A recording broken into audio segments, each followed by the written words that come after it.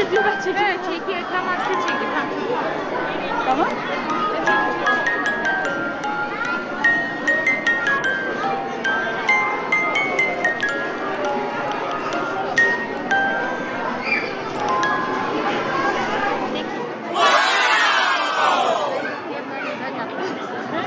Diyor ki söyle az önce güzel olmaz.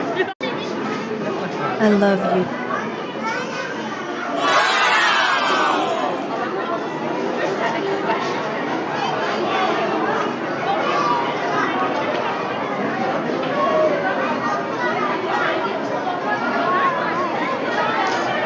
Önce Pelin mi yaptırsın, Ülkü sen mi yaptırırsın?